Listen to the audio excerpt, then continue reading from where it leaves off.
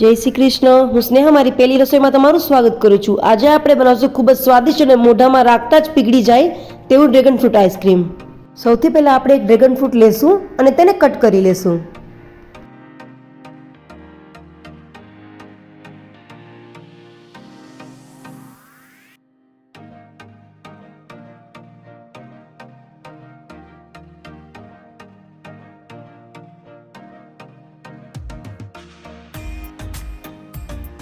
આપણે ડ્રેગન ફ્રૂટના આ રીતે 4 પીસ કરી લેશું.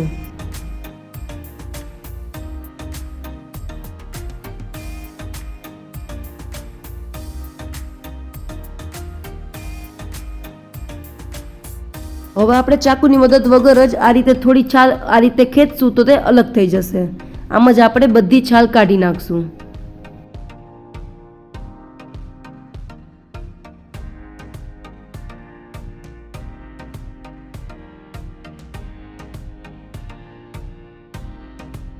હવે આપણે આના મીડિયમ સાઇઝના પીસ કરી લેશું.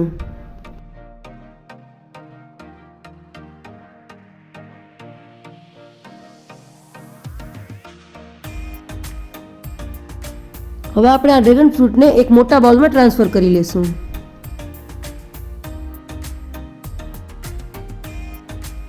હવે આપણે આ ડ્રેગન ફ્રૂટને બીટર વડે બીટ કરી લેશું.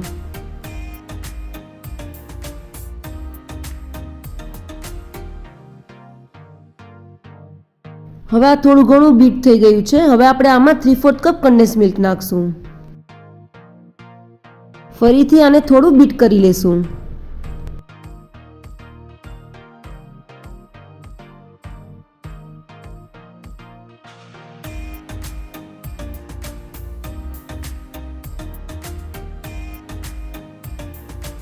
આપણે આ બીટરને કન્ટિન્યુઅસલી ચાલુ નથી રાખવાનું, નહીંતર આપણું જે મિક્સર છે તે ગરમ થઈ જશે. એટલે આપણે આ રીતે જરાક વાર ચલાવી બંધ કરી પાછું ચાલુ કરવાનું છે. આ બંને હવે સરસ રીતે મિક્સ થઈ ગયું છે. હવે આપણે આમાં 5 ટેબલ સ્પૂન વ્હીપ ક્રીમ નાખશું.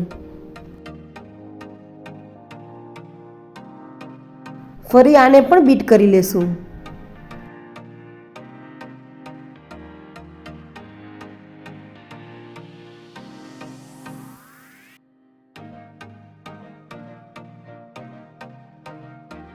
હવે આ બધું સરસ રીતે બીટ થઈ ગયું છે અને આપણું મિક્સચર છે તે પરફેક્ટ તૈયાર થઈ ગયું છે.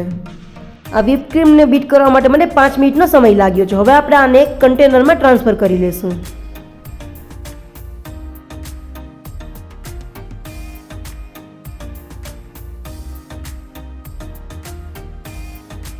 હવે આપણે આનું ઢાંકણું છે તે બંધ કરી દેશું અને તેને 10 કલાક માટે ફ્રીજમાં સેટ થવા માટે રાખી દેશું.